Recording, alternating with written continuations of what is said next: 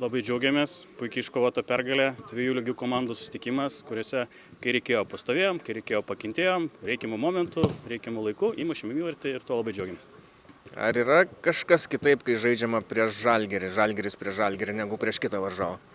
Visada yra malonu žaisti prieš jaunas komandas, kurias pažįstam daug metų, nes tų daugumą jaunuolių žaidėm ir elitinėse lygose, ir U15, ir U16, ir U18. Labai smagu matyti, kaip jie auga ir po truputį beldžiasi į vyrų futbolą. Ir tą prieaugį ir malonu yra pasitikrinti. Šiandien turėjote visai nemažai žaidėjų, kurie būna dažnai ir su pagrindine komanda. Vienas iš jų buvo ir legionierius, kuris debiutavo už Žalgirį šiandien. Padeda tai turbūt irgi? Duoda kai kada pasitikėjimo yra, bet kai kada duoda ir kitų dalykų. B komanda yra skirta tam, kad padėtų A komandos žaidėjams yra lengviau integruotis ir turėtų tą žaidybinę praktiką. Tai šitą funkciją mes šiandien irgi atlikom ir gerai, kad tai nesugadina mūsų žaidimą. Turėjote tikrai nemažai šiandien progų, bet pasižymėti pavyko vos vieną kartą. Ar neramina kažkiek progų realizacija? Turim gerus puolėjus, aš jais tikiu ir tikrai tikiu, kad jie įvarčius muš ne tik B komandoje, bet ir A komandoje. Tikėjom, reikia surasti savo laiką, savo patirties, pačiupinėti tos momentus, kai nepramuša ir tų įvarčių tikrai ateis. Viską mes padarėm gerai.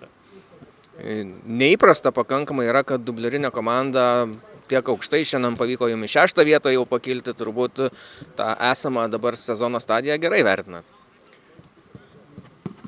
Sunkus klausimas iš tikrųjų, nes mes čempionatą pradėjom su vienokiais lūkesčiais ir uždavinys buvo neiškristi iš lygos.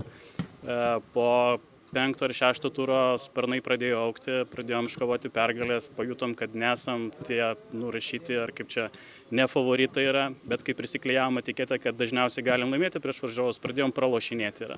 Tai va, lentelės vidurys yra tikriausiai mūsų ta vieta, tai ten gal ir likim yra. Dabar pavyko nutraukti ilgą nelaimėtų rungtynių seriją. Taip, irgi labai gera motyvacinė priemonė į ateitį. Tai pirmiausiai varžovų sveikinu su pergalę. Mintis tai 2 lygių varžovų rungtynės. Tik tais priešininkai sugebėjo išnaudoti savo progas, mes nesugebėjom. To pasiekoje jie ir išėjo, iškovoja pergalę šiandien. Žalgiris prieš Žalgirį, ar tai suteikia kažkokio papildomos dar motyvacijos priešus?